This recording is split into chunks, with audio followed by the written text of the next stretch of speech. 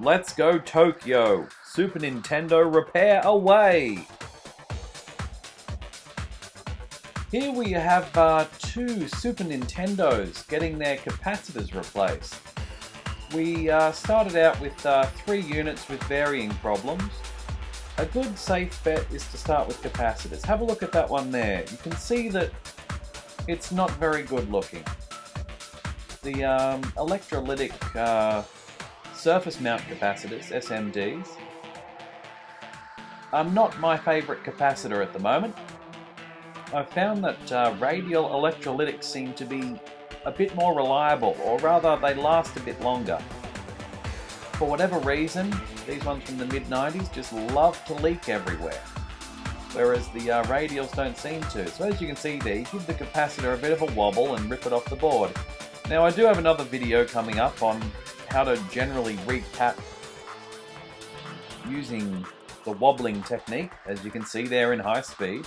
And let me tell you, we are going quite high speed. This is 20 speed.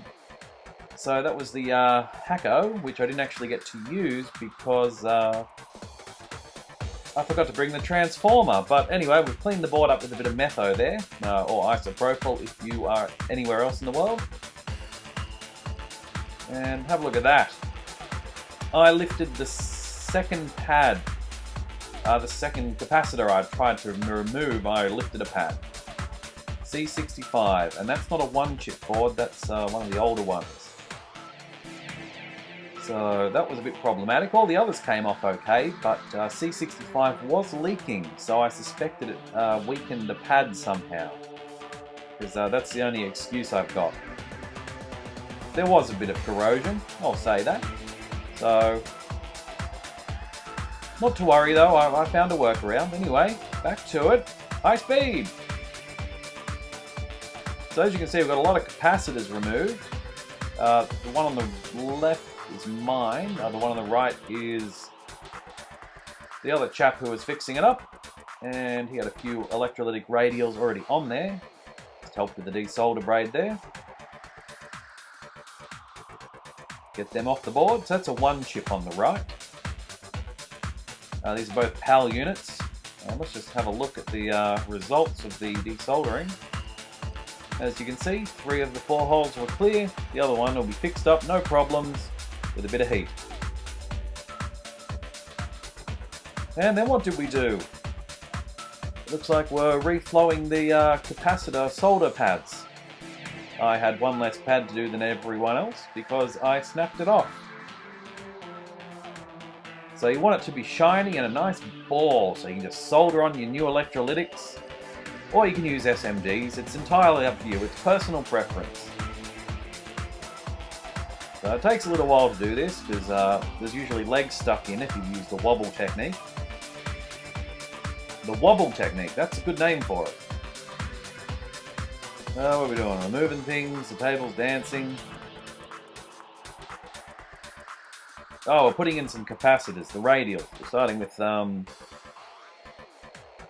yeah, see there? So we dropped the solder on and it came through the board and popped out on the other side perfectly. So it worked very well, and as you can see there are all the other solder pads, they look great as well. Very good job, I've got to say. By my standards, which, you know, are pretty high. So then we shuffled around the boards a bit, did some more soldering. I actually ran out of videotape on this weekend because I recorded so much video with the PlayStations and the Xbox. And I moved on to the SNESes. So the heat sink's a bit lower on the 1-chip. We had to be very careful of that, not to get any capacitors in the way. There's my first capacitor on.